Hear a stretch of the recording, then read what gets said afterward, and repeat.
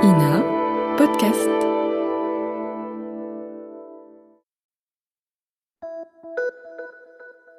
Salut, c'est Clara de l'Ina. Cette semaine, dans La vie d'avant, je vous emmène à la rencontre de Nénette. Cette Marseillaise a ouvert une pizzeria dans le plus vieux quartier de Marseille, Le Panier. Pourtant, en 1990, ce quartier a une réputation exécrable. Les maisons y sont souvent insalubres et les règlements de compte fréquents. C'était avant le lancement d'une grande opération d'aménagement urbain en 1995. En 2004, la série Plus belle la vie, dont les décors sont directement inspirés du Panier, révèle les charmes de ce quartier à la France entière. Depuis, les touristes s'y bousculent. Il y a encore une quinzaine d'années où le quartier était bien peuplé. Il y avait tout le monde là, c'était tous des gens qui habitaient là. Des familles, des navigateurs, des pêcheurs. Il y avait tout le monde. De ce côté, c'était là. Tout ça, c'était tout un îlot de maisons, c'était plein de monde. Il y avait beaucoup de navigateurs, il y avait beaucoup de pêcheurs. Il y avait beaucoup de dockers qui travaillaient sur les quais. Ça, c'était la masse du Panier. Et puis après, il y avait les commerçants. Mais enfin, je sais pas, c'était beaucoup coloré, quoi, le Panier. Fallait y vivre pour le comprendre. Le raconter, oui, d'accord, mais voilà, c'est une âme, quoi, le Panier. Toutes ces pierres, elles parlent, elles ont des souvenirs, elles racontent. Moi, je suis une enfant gâtée, moi, je suis une fille unique. J'ai été très gâtée jusqu'à ce que je me marie. Alors là, c'est pas pareil, là. C'est autre chose. Mais oui, sûrement, j'ai commencé à travailler à partir du moment où je me suis mariée. Voilà, mais autrement, jusqu'à 19 ans, j'ai été la petite, pas bourgeoise, non, mais enfin, l'enfant gâté, quoi. À Marseille. Ah oui, pardon, je comprends, car ça vous paraît assez paradoxal, cher ami, ici, que l'on puisse être gâté à Marseille. Et pourtant, vous savez, c'est dans le midi qu'on est gâté, qu'on a le sourire, qu'on rigole. Moi, je suis allée un peu de partout en France. Pour les faire rire, il faut leur faire un peu des guili-guili. Tandis qu'ici, le matin, quand on se réveille, on chante, on rit. Et on se lève en chantant et on se couche en chantant. C'est le midi, c'est le soleil qui nous fait ça. C'est vrai. Vous allez du côté d'Auxerre, on dirait qu'on aura mangé leur dot. C'est vrai. Pas vrai? Ça, il faut le couper. Ils sont blancs comme des pauvres de chalutiers. Regardez, tandis que nous, regardez comme on est coloré. C'est ça Marseille. Seulement, il y a une chose, c'est que à Marseille, nous avons nos défauts, les Marseillais, attention, parce que les gens sous globe, on n'en a jamais rencontré. Mais je trouve que, enfin, c'est peut-être un peu du chauvinisme, mais je trouve que Marseille, c'est une ville. J'adore Paris, entre parenthèses. Ah, j'adore Paris. Je dis que Paris, c'est la capitale du monde. Et ça, alors, je me place du côté français, vous voyez. Marseille, c'était le bras mort de la France, vous voyez. Marseille, c'est la pestiférée. Elle a été excommuniée, enfin, porte numéro 13, Marseille. Elle est c'est la mal aimée, c'est la mal comprise. C'est le petit Chicago. Parce qu'il y a une chose, c'est qu'à Paris, quand il y a des règlements de compte, dans les calibres, ils mettent des petites, je sais pas moi, des prunes. Non, mais ils font pas du mal, c'est des 11,43 très, très tendres. Le mec, il tombe, il fait semblant de mourir. Ici, non, il meurt pour de bon. Bah oui. Oui. En aimant Paris, on aime ça, on aime les Parisiens aussi.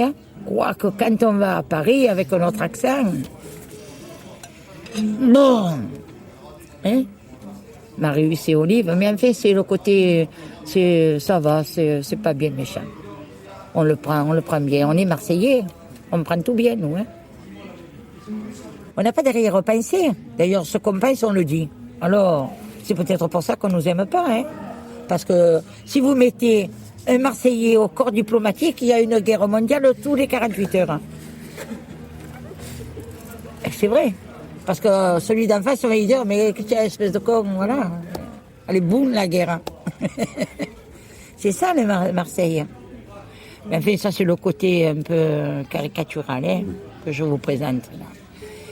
Mais vous voulez savoir sur le panier, le panier, c'est, d'ailleurs, premièrement, c'est le cœur de Marseille, le panier.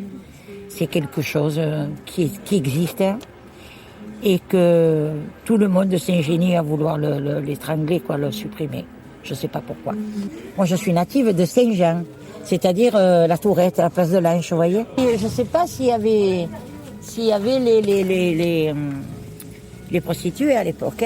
Je sais qu'il y avait pas mal de... Par exemple, au 40, où j'habitais moi, à une certaine époque, le premier étage était habité par une faiseuse d'ange. Alors, ils venaient à l'époque les aristocrates, vous voyez. Je me demande comment elles faisaient pour entrer dans ce couloir, avec les paniers, les robes à panier qu'elles avaient. Bon, quand elles avaient envie de se débarrasser du mari ou de la main, elles venaient voir les empoisonneuses du panier. Le matin, on entendait claquer les fenêtres, qui chantaient d'un côté, qui chantaient de l'autre. Oh, t'as pas un verre d'huile, là? Dis, chérie, t'as pas... J'ai plus de café, envoie-moi un verre de café, va, voilà. Voilà, on se rendait ou on se rendait pas, ça dépendait. C'était la grande famille. Qu'est-ce que tu as fait à manger à midi? J'ai fait les macarons, j'ai fait ça, j'ai fait ça. Je t'envoie le petit, ou je t'envoie ma fille, voilà. Vous ne le voyez pas à la rue Paradis, ni à la rue Saint-Ferréol. Ça se fait pas. Chez les bourgeois, ça se fait pas. On reçoit, on invite, ou on évite, ça dépend. Mais quoi qu'il en soit, c'est ça les vieux quartiers. Que ce soit d'un côté ou de l'autre. Vous seriez venu il y a quelques années, d'ailleurs, il n'y aurait pas eu besoin que vous m'interrogiez, vous vous mettiez là, vous restiez une demi-journée, vous faisiez une émission formidable. Vous comprenez? Voilà. Tandis que maintenant, il n'y a plus personne. D'ailleurs, c'est tout mort. Il doit y avoir un peu des chats, des rats, un peu de tout. Là. On ne pourra jamais plus vivre ce que nous avons vécu. Là, regardez, il fait beau ce soir. Tout l'été, tout le long, là, le soir, il y avait les gens qui, la plupart, ils sont morts, chers. Ils descendaient avec leur tabouret, leur chaise. Ils parlaient, ils se mettaient devant le couloir. Alors, les épiceries ne le fermaient pas. Les magasins ne fermaient pas. Jusqu'à 10h, 11h, on trouvait les magasins ouverts. Épicerie, moi, j'avais un magasin de fruits et légumes dans la rue Petit Puy. À 10h du soir, il m'appelait, oh, Nénette, je t'envoie le petit, tu envoies 1 kilo de bananes. À 10h du soir, tu penses que tu n'as pas de fruits. Bon, je m'en foutais, j'étais là. Il fallait bien que je dise quelque chose. Hein. Alors je disais, voilà. Parce que c'est ça, c'est... Mais, bon, tout le monde était devant les portes. On allait chez Raphaël, dans le plus de Denis, là, il y a toujours l'enseigne. Et lui, il fabriquait la glace. Alors, on allait prendre la glace. Mais c'était de la glace. C'était bon, ça, Avec les brioches, vous savez, on ouvrait la brioche et on mettait la glace dedans, on faisait ça. On a mangé une, on a mangé deux. Il y avait le cinéma dans la rue du Refuge. Quand on sortait du cinéma, et oui, il y avait le cinéma de Mademoiselle Denise. Quand on sortait du cinéma, on s'arrêtait à Raphaël, on allait se prendre on appelait ça les sandwichs. Voilà, et oui. Ou alors une cornée à 2 boules. Alors 2 boules, et puis là, on mettait des boules comme ça, là, on en mettait 1 et 2, et puis dessus, on disait, oh, il met encore une, il nous en mettait encore une. Voilà, voilà, c'était le panier, mais il travaillait jusqu'à 2-3 heures du matin, Raphaël. Les bars, en bas, là, il y avait le bar des colonies, il y avait le bar des glaces, le bar Joseph, il y est toujours. Mais un peu plus bas, il y avait le bar amical, il y avait le bar Foxtrot. Le bar des 13 au coin, il existe toujours, mais enfin, voilà, le patron, il est là, c'est fermé, quelle heure il est? Il ferme à 9h, 9h30. Il y a Rachel qui vient, une chanteuse de blues, là, non? Oh, elle est merveilleuse. Elle est super. Elle était là avant-hier, Bon, ça dure jusqu'à 4h, 5h du matin. On fait comme on veut. Il y a un peu de tout qui vient ici. Il y a de tout. Il y a des médecins, il y a des artistes, il y a un peu de tout. Et là, ils craignent un peu plus de venir parce que c'est horrible. Aussi, bon, C'est les baumettes à ciel ouvert. Oui, c'est les baumettes à ciel ouvert. Hein. Oui.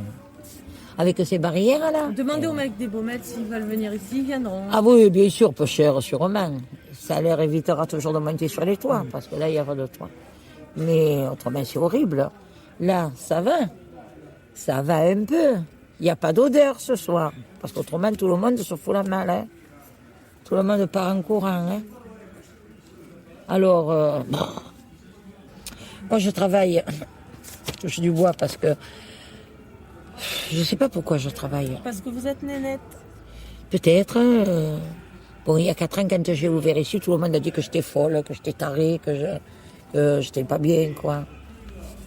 Pour ouvrir une pizzeria dans la rue du Panier, il fallait moi. Voilà. À ma mère, elle disait, mais tu vois pas que ta fille, elle est gaga? Ouvrir une pizzeria dans la rue du Panier. J'ai dit, on va voir. C'est que j'ai embarqué Dédé sur le même bateau, là, hein. C'est le radeau de la Méduse, hein. J'ai dit, tant pis, on verra. Et puis, Dieu merci, non. J'ai eu la chance d'avoir pas mal de journalistes qui sont venus. Et bien, eux, ils m'ont fait une pub, hein, voilà. Ça a été de bouche en oreille, hein. Chacun a dit, t'es au panier, il y a ça, comme ça, comme ça. Lui, il joue de la guitare jusqu'à 2, 3, 4 heures du matin. Après, il est venu à Kim, presque de suite après. Il est venu à Kim, et puis après, il est venu d'autres. Et puis, il est venu Rachel, et puis voilà. Nous aussi, on boirait bien une orangeade fraîche sur la terrasse de Nénette. Merci d'avoir écouté cet épisode. S'il vous a plu, partagez-le et abonnez-vous pour ne rater aucun nouvel épisode. Je vous retrouve la semaine prochaine pour une nouvelle rencontre dans la vie d'avant. En attendant, vous pouvez écouter d'autres récits en archive sur Ina Podcast.